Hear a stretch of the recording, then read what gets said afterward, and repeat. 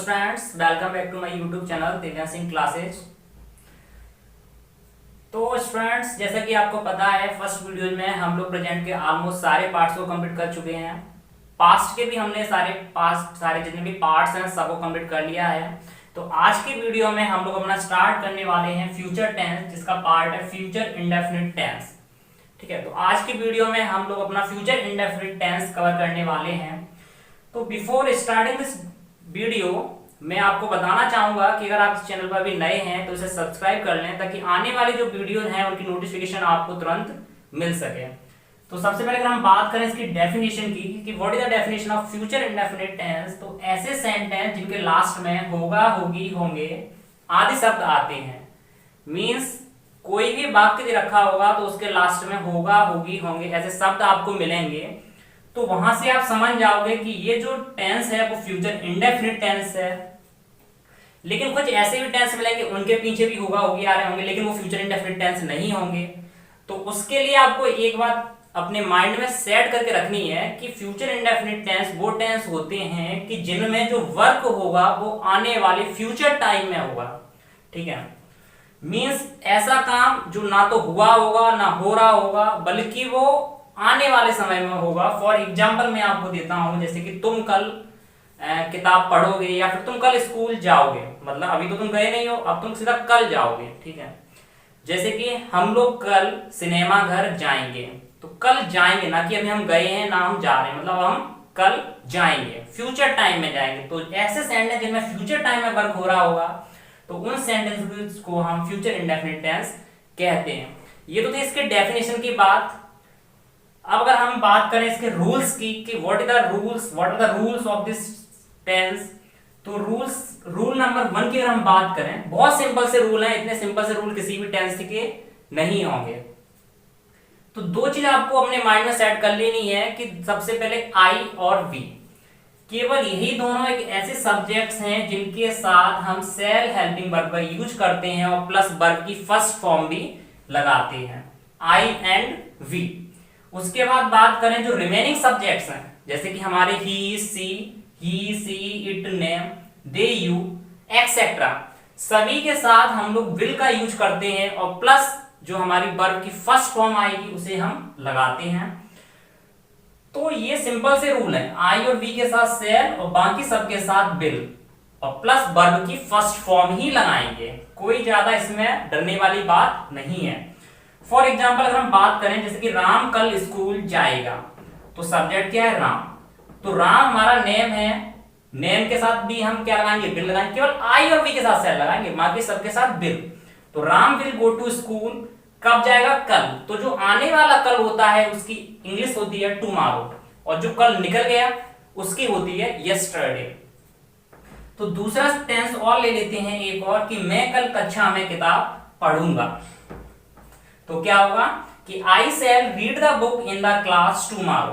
अब आई है तो आई और वी के साथ हम क्या लगाएंगे, shall, according to our rule number 1।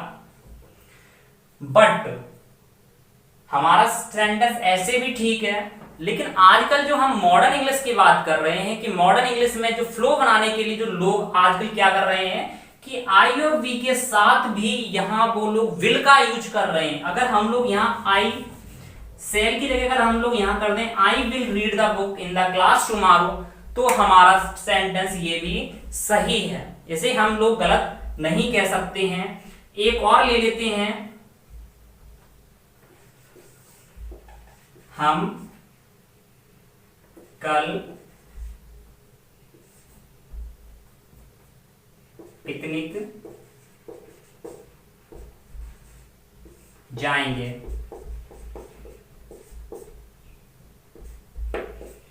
तो हम की इंग्लिश वी, अब क्या लगाएं यहां बताओ, सेल या विल, दोनों में से कुछ भी लगाएंगे, दोनों ही हमारी सही हैं। लेकिन जो रिमेनिंग सब्जेक्ट्स हैं उनके साथ भी विल लगाएंगे, उनके साथ सेल नहीं लगाएंगे, क्योंकि विल हम ऑलमोस्ट सभी के साथ यूज कर सकते हैं। तो वी विल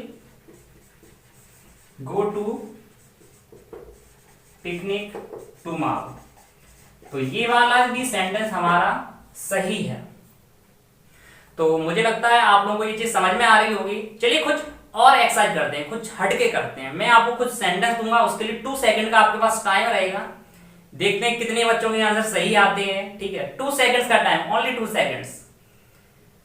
सिंपल से स्टार्ट करते हैं कि हम खाना खाएंगे। हम खाना खाएंगे, आंसर दीजिएगा आप लोग। तो हम की वी। अब आप ये भूल जाइए कि हम सेल का यूज कर रहे हैं, हम सबके साथ बिल लगाएंगे, चाहे कोई भी सब्जेक्ट हो सबके साथ बिल लगाएंगे। तो हम खाना खाएंगे क्या होगा, we will eat the food. तुम स्कूल जाओगे तो you will go to school. मैं किताब पढ़ूंगा, I will read the book. तुम पत्र लिखोगे, यू राइट अ लेटर। मैं किताब नहीं पढ़ूंगा, तो I will not read the book. ठीक है, समझ में आ रहे हैं ना कि नहीं आ रहे, बताइए। तो ये तो थे हमारे सिंपल से सेंटेंस। अगर निगेटिव की बात करें, मान लो सेंटेंस में नॉट आ रहा, तो नॉट कहां लगाएंगे, हमेशा हेल्पिंग वर्ब के बाद लगाते हैं। तो राम विल, जैसे टेंस हमारा हो राम कल स्कूल नहीं जाएगा, तो Ram will not go to school. मैं कल कक्षा में किताब नहीं पढ़ूंगा, तो I will not read the book in the class. मैं आपको कुछ इनका स्ट्रक्चर और बता देता हूं, वो आप नोट कर लीजिएगा, जिससे कि आपको कोई भी प्रॉब्लम ना हो।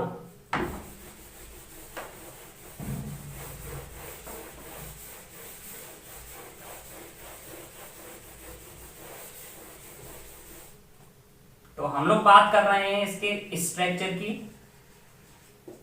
सबसे पहले अफर्मेटिव की अगर हम लोग बात करें, तो अफर्मेटिव सेंटेंसेज में सबसे पहले सब्जेक्ट प्लस विल सेल। समझ में आया कि नहीं आया आप लोगों की, विल सेल का यूज कहां करेंगे। अगर कुछ नहीं है, अगर आप सबके साथ बिल लगाओगे तो भी आपका सही होगा। आई और बी के साथ भी हम लोग सेल का बिल का यूज कर देंगे। ठीक है, मॉडर्न इंग्लिश में, लेकिन पहले हम लोग सेल लगाते थे, इसलिए मैंने नोट कर दिया है बिल सेल।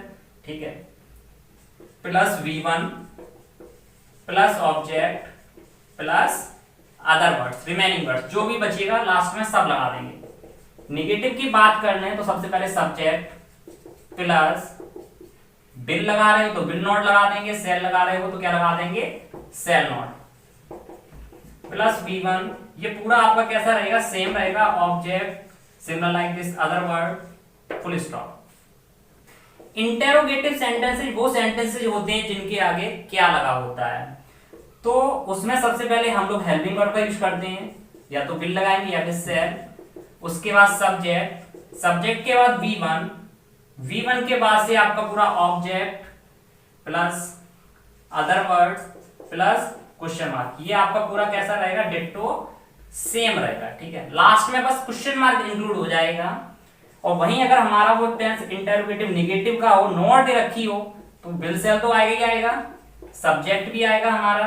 लेकिन सब्जेक्ट के बाद जो मेन चीज आपको याद रखनी है, चाहे वो इंटरोगेटिव नेगेटिव हो चाहे डबल इंटरोगेटिव नेगेटिव हो, सब्जेक्ट के बाद हम लोग नॉट का यूज करते हैं और पूरा सेम रहता है। ऑब्जेक्ट के बाद अदर वर्ड्स के बाद क्वेश्चन मार्क। अब रही बात डबल इंटरोगेटिव की बात करें, जब टेंस के बीच में इंटरोगेटिव वर्ड्स आने स्टार्ट कर देते हैं, जैसे कि क्या, कब, क्यों, कैसे, जैसे राम खाना कब खाएगा, तुम दिल्ली कब जाओगे, मैं किताब कब पढ़ूंगा, तो उन इंटरोगेटिव वर्ड्स की इंग्लिश सबसे पहले लगाते हैं जिन्हें हम इंटरोगेटिव वर्ड्स बोलते हैं। तो interrogative words plus will sell, उसके बाद आएगा हमारा सब्जेक्ट। सब्जेक्ट के बाद अगर हम बात करें तो V1 plus object plus other words and at last question mark. और वहीं अगर जो टेंस है वो डबल इंटरोगेटिव नेगेटिव हो तो पूरा ये सेम रहेगा, बट कंडीशन क्या अप्लाई होगी कि सब्जेक्ट के बाद क्या लगाएंगे, बोलो आप लोग आंसर दोगे। सब्जेक्ट के बाद क्या लगाएंगे, नॉट लगाएंगे, वेरी गुड। तो सब्जेक्ट प्लस नॉट, और पूरा कैसा रहेगा बताइए, सेम रहेगा, वेरी गुड। तो ये तो हमारे रूल्स हैं, आप लोग चाहो तो इसका स्क्रीनशॉट भी ले सकते हैं इस वीडियो का। ठीक है, अब इसके बाद हम सारे सेंटेंसेस का एक एक एग्जांपल और देख लेंगे, ताकि कभी भी लाइफ में हम ये सेंटेंस ना भूलें, और आप भी याद रखो कि हमें सेंटेंस किसने कराए थे और हमने सेंटेंस कहां से सीखे थे। तो केवल एक एक एग्जांपल देखेंगे, और आपने अगर ये स्ट्रक्चर इसका लर्न कर लिया तो मेरा पूरा प्रॉमिस है कि आप ये पूरे लाइफ टाइम में कभी भी सेंटेंस नहीं भूल पाओगे। और रही बात इंग्लिश स्पीकिंग में की, तो इंग्लिश स्पीकिंग में भी सेंटेंस मेकिंग हमारा बहुत इंपॉर्टेंट रोल प्ले करते हैं। तो फॉर एग्जांपल अगर हम बात करें यहां पर अफर्मेटिव का एक एग्जांपल ले लें, मैं एक ही सेंटेंस से आपको 6 टाइम के सेंटेंस बना के दिखा देता हूं, ठीक है। जैसे कि मैं किताब पढ़ूंगा, तो आई यहां सेल लगाओगे, लेकिन मॉडर्न इंग्लिश के अकॉर्डिंग चले तो क्या लगाएंगे, विल लगाएंगे सबके साथ। तो I will read the book. Negative अगर हम इसका बनाए तो कैसे बनाएंगे, नॉट कहां लगाएंगे बताइए, आई will not read the book, मैं किताब नहीं पढ़ूंगा, ये हो गया इसका निगेटिव। अगर हम कहेंगे इसका इंटेरोगेटिव बनाओ, तो क्या करेंगे कि जो हेल्पिंग वर्ब है वो हमारी कहां आ जाएगी, आगे आ जाएगी। तो will I read the book. Interrogative negative की बात करें कि भैया नॉट भी लगाओ, कि क्या मैं किताब नहीं पढ़ूंगा, इसकी इंग्लिश बना के दिखाओ। तो क्या मैं किताब नहीं पढ़ूंगा, तो सब्जेक्ट के बाद नॉट आ जाएगी हमारी, फिर वर्ब, फिर ऑब्जेक्ट। क्या नहीं पढ़ूंगा, किताब, तो किताब हमारा क्या होगा, ऑब्जेक्ट। डबल इंटरोगेटिव की अगर हम बात कर लें, सपोज करो क्वेश्चन किसी से पूछेंगे तो कैसे पूछेंगे कि तुम किताब कब पढ़ोगे, तो कब की spelling, when, will you read the book, और लास्ट में क्वेश्चन मार्क, या इंटरोगेटिव में भी क्वेश्चन मार्क, ठीक है। और डबल इंटरोगेटिव अगर निगेटिव सेंटेंस है तो पूरा ऊपर का कैसा रहेगा, सेम रहेगा, ठीक है। और लास्ट में हम लोग क्या यूज कर देंगे, सब्जेक्ट के बाद नॉट, तो पूरा कैसा रहेगा, सेम, ठीक है। तो ये तो थी हमारी सेंटेंस मेकिंग। अब इसके साथ हम लोग बात करेंगे कुछ और अदर एग्जांपल्स की, जिनके आंसर आप लोग ही दोगे फॉर योर प्रैक्टिस। मैं खाना नहीं खाऊंगा, बताइए आप लोग, मैं यहां नोट कर रहा हूं, तो आप लोग इस टेंस बताइए, मैं खाना नहीं खाऊंगा, बताइए। तो आई क्या लगाएंगे, will, I will not eat the food, very good. क्या तुम कल स्कूल जाओगे, क्या तुम कल स्कूल जाओगे, मैंने यहां नोट किया है, आप लोग अपना बताइए तब तक। जब हेल्पिंग वर्ब, जब क्या हमारा आ गया तो हेल्पिंग वर्ब कहां लगाते हैं, आगे। तो विल यू